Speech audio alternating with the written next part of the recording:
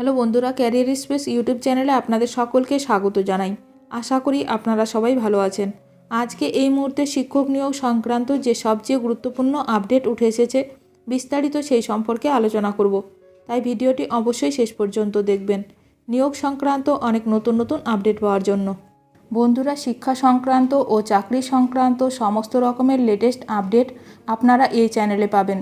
তাই চ্যানেলটি এখনই সাবস্ক্রাইব করে রাখবেন এবং পাশে থাকা বেল আইকনটিকে অবশ্যই প্রেস করে রাখবেন পরবর্তী সমস্ত রকম লেটেস্ট আপডেটগুলো সবার আগে পাওয়ার জন্য। আমরা যেটা বলি কথা রাখি, মহার্ঘ ভাতা নিয়ে এই ঘোষণা করলেন মুখ্যমন্ত্রী মমতা বন্দ্যোপাধ্যায়। মহার্ঘ ভাতা নিয়ে বড় ঘোষণা করলেন রাজ্যের মুখ্যমন্ত্রী মমতা বন্দ্যোপাধ্যায়। সরকারি কর্মীদের প্রাপ্য ডিএ নিয়ে বড় ঘোষণা করলেন মুখ্যমন্ত্রী মমতা বন্দ্যোপাধ্যায়। ভোট প্রচারে পূর্ব মেদিনীপুর গেছেন মুখ্যমন্ত্রী।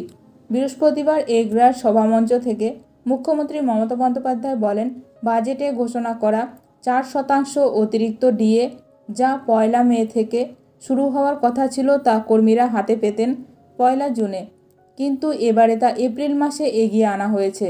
অর্থাৎ এরিয়ার বা বাকি ডিএর অংশটুকু দেওয়া শুরু হয়ে গেছে। গত 21শে ডিসেম্বর রাজ্যের সরকারি কর্মীদের ডিএ 4% বাড়ানোর কথা ঘোষণা করেছিলেন মুখ্যমন্ত্রী মমতা বন্দ্যোপাধ্যায়। ইতিমধ্যে সেই বর্ধিত ডিএ হাতে পাচ্ছেন রাজ্যের সরকারি কর্মীরা। তিনি রাজ্যের সরকারি কর্মীদের নিজের পরিবার বলে দাবি করেছিলেন। তাদের সুখ দুঃখ আপদে বিপদে পাশে থাকারও আশ্বাস দিয়েছেন। রাজ্য বাজেটের দিনও রাজ্যের সরকারি কর্মীদের আরও 4% ডিএ বৃদ্ধির কথা ঘোষণা করা হয়েছিল।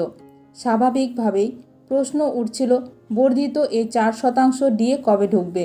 মুখ্যমন্ত্রী মমতা বন্দ্যোপাধ্যায় বলেন, আমরা যেটা বলি কথা রাখি। আমরা সরকারি কর্মীদের বলেছিলাম মে মাস থেকে পে কমিশনের 4% ডিএ দেওয়া হবে। মে মাস মানে আপনারা টাকাটা হাতে পাবেন 1 জুন, অঙ্কে তাই বলে, কিন্তু আমি তো আপনাদের দিদি হই। তাই আমরা ঠিক করলাম যে আমরা 1 মে থেকে টাকাটা দেব না, আমরা 1 এপ্রিল থেকে টাকাটা দেব। তাই আপনারা যখন 1 জুন থেকে টাকাটা পাবেন, সেখানে ওই এপ্রিলের বাড়তি টাকাটা পেয়ে যাবেন। অর্থাৎ 1 মেতে আপনারা 4% ডিএ বেশি পাবেন।